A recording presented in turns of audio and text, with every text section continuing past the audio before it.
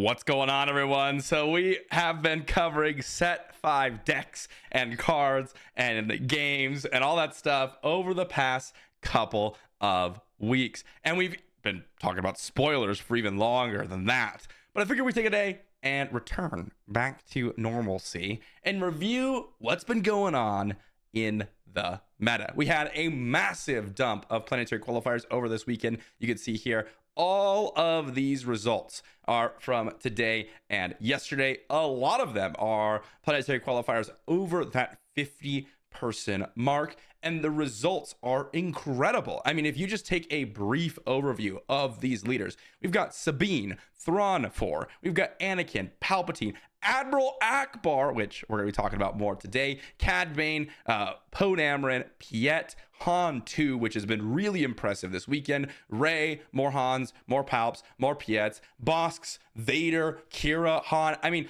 it's incredible how many different leaders we're seeing win.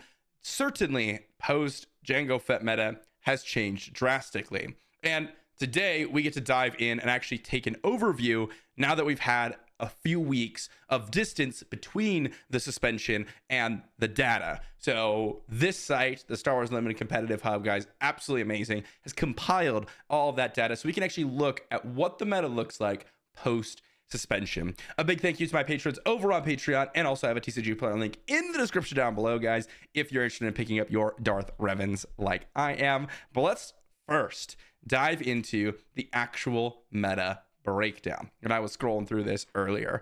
We're going to talk about a couple lists here at the end when we finish off this, because there's a couple of them, like I mentioned, that are really intriguing. But as of what we've got, this meta of set 4 only includes data from bigger tournaments, not store showdowns, not random event winner boxes. We're talking like major cash tournaments, planetary, and other qualifiers over a certain amount of player limit, which is also pretty important. Now 32 players is still on the lower side, but we also have big tournaments up towards of like 800 players on average, as it says here, 93. This is a little bit probably higher than the median is my guess, just because we have a couple of tournaments that are so massive. I'd say the majority of them are somewhere around 50 to 70 players in terms of how many people are showing up for these planetary qualifiers, which is a good amount of players to determine kind of where the meta is at and, well, not have these random one-ups.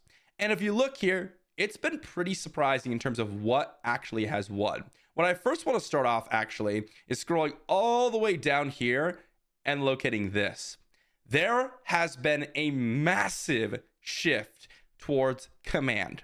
A massive shift towards command. Between these two bases, we have 204 of the top 8 decks running ECL or Data Vault. And if you were to include the other, 33 HP or 33 command bases, that pushes that figure up to 237. A total of more than 50%, around 55% of the meta running command bases. Incredible. That has shifted massively from the Cunning days or even the Tarkin Town days. Tarkin Town has kind of dropped off quite significantly. And that's mainly because, well, Jango was such a prominent user of Tarkin Town and really dominated the showing of what Tarkin Town was capable of. So one of the things that we've continuously asked is, where does Tarkin Town stand? Do we need to be banning Tarkin Town? Well, it looks like Tarkin Town wasn't actually the problem at all. It was truly Jango Fett. The fact that Tarkin Town only exists in 13.5% of the meta, which is less than ECL, not even mentioning Data Vault, which we'll talk about more in just a moment, is pretty telling. It is almost comparable to some of the 30 HP bases. So Tarkin Town, definitely not the issue, at least in the current moment. Tarkin Town definitely gets way more valuable when the meta is more tempo oriented, but as you see from the top base, Data Vault is not that type of meta. Data Vault giving you that 3 extra HP for less consistency.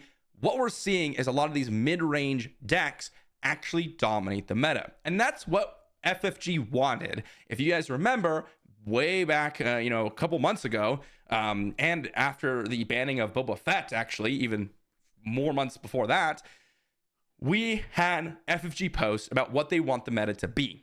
They didn't want, absolute dominant performances from like Boba Fett or Jango Fett. They didn't want that, of course. But even further than that, they didn't want the hyper aggro Kylo Ren decks, or they didn't want the hyper control decks like Bosk Blue to be major portions of the meta. It's totally fine if they have a small little pie slice where they might win a tournament here or there, or might have a little bit of a showing, but they did not want these decks to be the de facto, even like a third of the meta. They wanted it to be predominantly mid-range / value oriented decks. And that's what it seems like they've been able to accomplish with these suspensions and with the current card pool. Now, where does this data vault land? Like, is it just one deck? No, not at all. It is multiple different leaders. And even within those leaders, some of them have varying strategies, such as Sabine. It is a perfect example. Where is Sabine here in terms of ECL? I think I skipped over it. But if you look, Sabine with no ECL is at 1.7% of the wins in PQs and major tournaments and sector qualifiers. And then Sabine ECL is at 12.8%. So even amongst those, right, these are the leaders in the top 8, right? Not winners, sorry. They're just the leaders in top 8. We are seeing a diversification of different leaders. Now, yes, it's predominantly Sabine ECL, but even decks that are viewed as more aggressive and almost incapable of playing other bases have surprised us with things like Data Vault. If we look at the winners, you could see with Data Vault, we have Kira, Rey, Han 2, Thrawn, Ackbar, and Garsaxid, Podameron, Han 1, Iden, Yoda, and of course, Sabine. So a bunch of different options. That is huge. In terms of the meta, well, Kira is still maintaining a 15% of the wins and leader combination of the meta, which is, well, not bad at all. One of the things was when we were looking at like Boba Fett, we were looking at 40% Django at like 40 to 50%. This is nowhere near that. Even the Han days, where we were considering the totality of Han Solo, not just Han Yellow or Han Green or whatnot, they were consuming around 30 to 36% of the meta. If you look at Kira, it is just Kira Green, and it's only 15%. Next that, we have 13%. So Kira's not even like far above the other leaders necessarily. She's definitely a dominant one right now. And to be honest, people have been kind of correcting because Kira has dropped in terms of popularity from when it was immediately after Jango Fett, but still is a contender. Rey Green, but with Data Vault, is number 2. And this is pretty interesting because if you look at both these lists, Rey Green is definitely what I would consider to be more of a mid-range value deck. Kira is also that way for the most part. A little bit more soft control. Definitely, I would consider it to be mid-range-esque. And what I mean by mid-range is you're getting to the middle portions of the game. You're playing units that typically have higher value, or you're having cards that just do a little bit more than your opponents, but might be a little bit slower. One of the key things about Kira, you flip, Overwhelming Barrage, and you get to wipe the board on turn 4 for the most part, which is an incredible effect and something that not a lot of other decks can really compete with. Rey, well, you get to play a bunch of these units and slowly increase their power level and leverage Rey's Restore to maintain your position in the game, and then that Data Vault gives you just that little bit of HP to get to those points. These types of decks are what FFG are looking for. You even have Sabine, which is a little bit more aggro focused in ECL's category. So we do have a little bit of other portions of the meta. Palpatine Yellow, which kind of like a ramp deck, as Palpatine is coming down on 8 resources, but definitely because of the cunning aspect, kind of plays as a mid-range deck. You've got Han Green, which is more of a tempo-oriented deck. Han 2, which has been very impressive this weekend, probably the best showing of Han 2 since back in set 3. And even in some cases set 2, mostly for Han.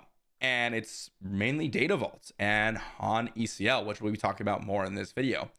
But if you actually look, we have 1, 2, 3, 4, 5, 6, 7, 8, 9, 10, 11, plus 15, 26 of the 47 events having Data Vaults.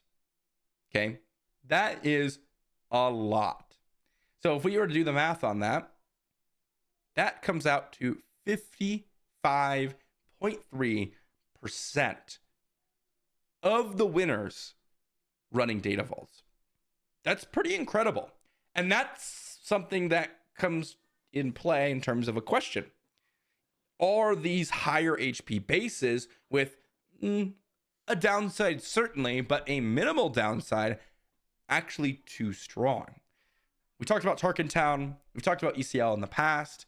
I don't think it's cause for alarm yet or anything like that, but we have seen similar percentages with Tarkin Town, with ECL in the past, and both of those decks were oftentimes considered to be, or I should say both of those bases were oftentimes considered to be something of too strong. So if you're going to maintain that same consistency of logic, then we kind of have to put data vaults in that category at this point. This is not something that's a one-off thing. It's been consistently showing up and consistently not only top 8ing, but winning tournaments. And that's something that we'll have to look at going forward. And of course, this may not be a problem for FFG. As I've mentioned a few times now, this is kind of what they're looking for. The question is this something that people like?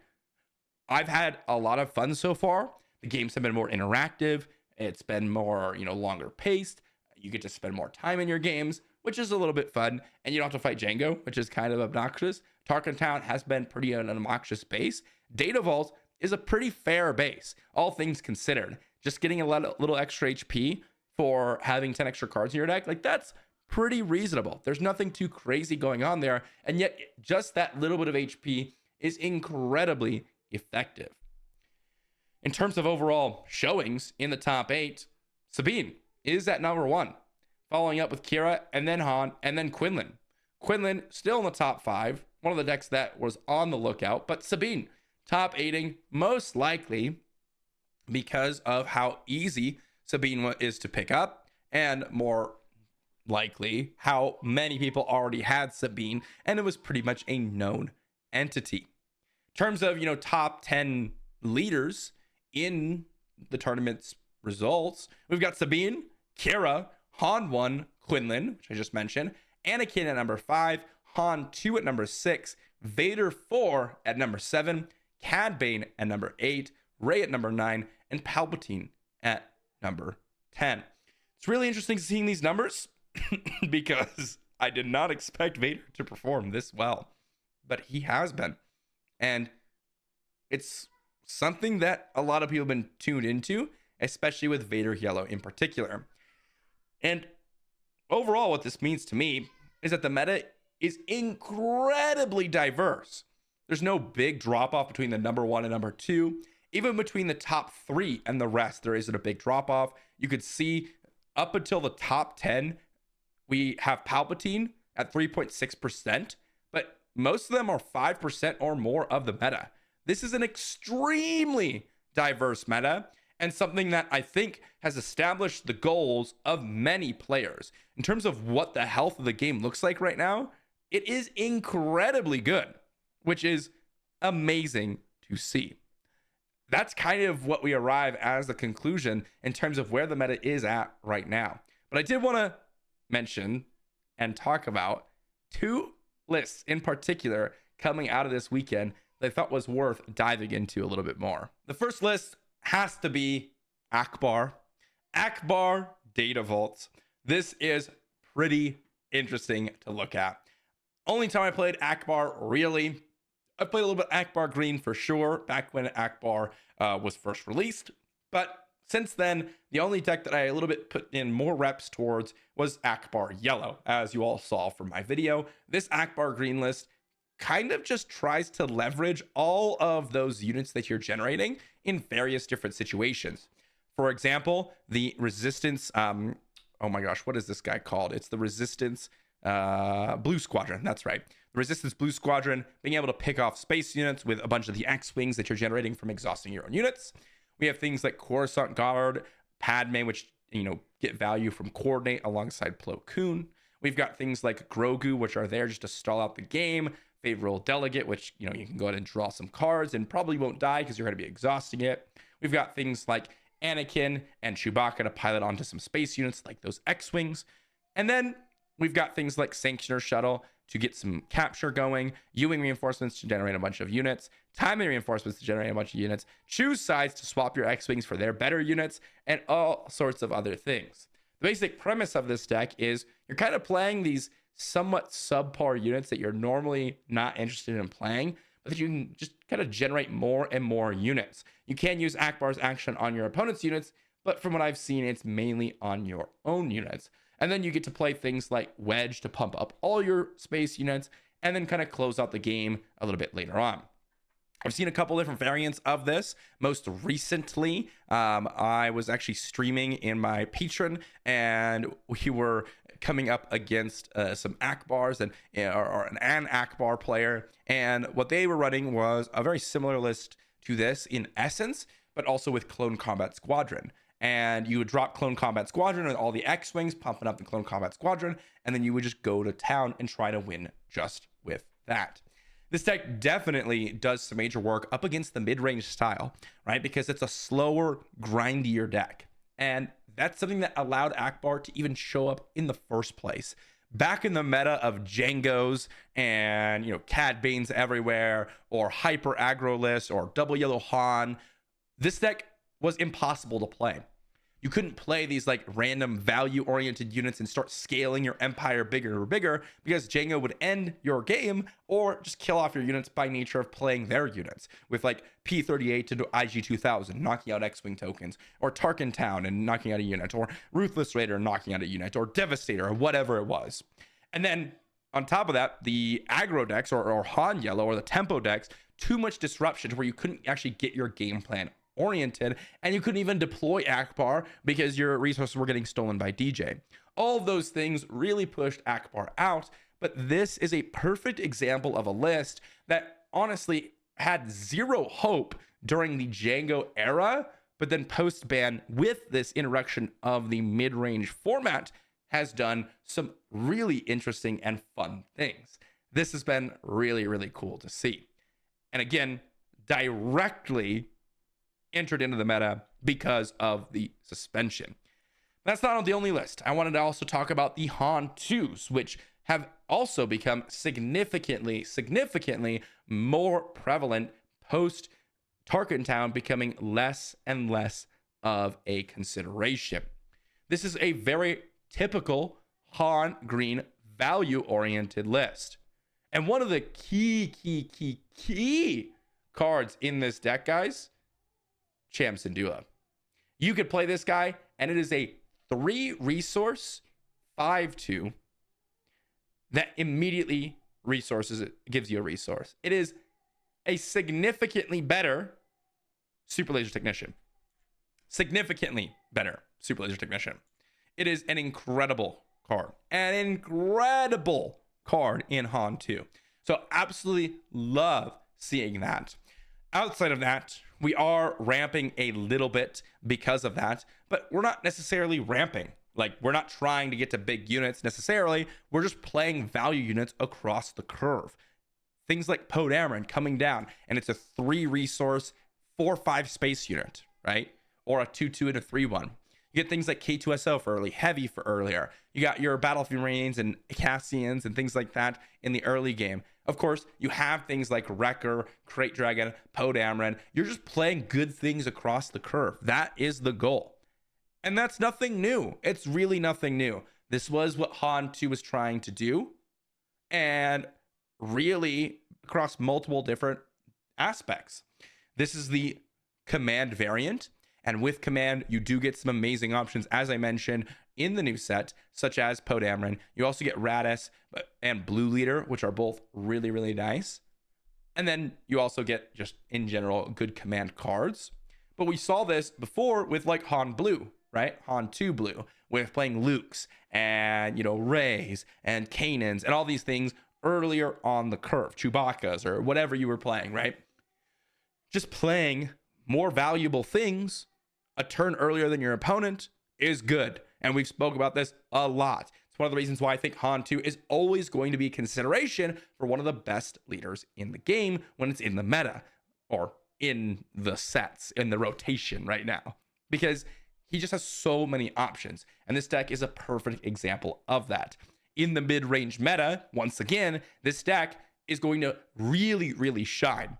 In Django time, you try to use Han's ability, you get Tarkin Town away, and it might disrupt your whole game plan. Or trying to use Han's ability might just get your units killed because of the P38s or IG-2000s randomly coming down and doing a couple damage here and there. Or, your K2SO that you get down on turn 2 dies to Crafty Smuggler. It's definitely very, very weak to decks like that. Or trying to go for a little bit more value-oriented plays might just be a little bit too slow up against the hyper aggro or even the disruptive decks, right? If you're trying to get some resources down or have a certain amount of cards in your hand to get to that really, really nice plays, maybe the disruption or the Kiras and the Ahsokas are too much.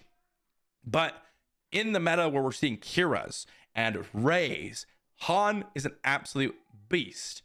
Playing up against like Ray Green, for example, suddenly you're playing units that can trade with their units like Cham Syndulla, but also ramp you. And then you're ramping, and then you're able to play things like Crate Dragon when they're still a turn away, even if you didn't ramp. And they're not even playing Crate Dragon because they're not in aggression, which this is an amazing, amazing list because you have so much value and also cards that are explicitly game changers up against other mid-range decks like Crate Dragon, Home 1, even Senatorial Corvette, being able to have a unit that also, gives you value when it dies. All these types of cards are incredibly important in this style of meta. So yet again, another deck that really didn't show up at all beforehand. There was like a sprinkling of Han 2 here and there. And then after that, suddenly, if we pop back all the way back over to the meta, we're looking at a total of 11.2% of the meta being Han 2. And the list we looked at was Data Vault. There's also another 3 decks out there with ECL, a little bit more of an aggressive approach. This is what I have been absolutely loving about the meta so far. Let me know what you think in the comment section down below. It's been a really fun time, and I think there's a lot of potential to happen. But, of course, we will see what happens with the release of Legends of the Force. I know a lot of people are excited. We're still about 2 months away, realistically. It releases July 11th, I believe. So you roughly, 5 weeks away. But we are going to be expecting, hopefully, some amazing additions and hopefully a little bit more diversity. Because right now, the meta is extremely open. And even though we are seeing a lot of mid-range decks, one of the big things about mid-range decks and these value-oriented decks is typically, hard control is usually the place you want to be if you're fighting up against these decks, unless they're too value-oriented or the cards that they have is too good. And then aggro decks also have a way to compete. So there's options. But I'm curious to see if they're able to stabilize the meta to exactly what FFG wants going forward. Let me know what you think in the comment section down below, and I'll see you all for the next one.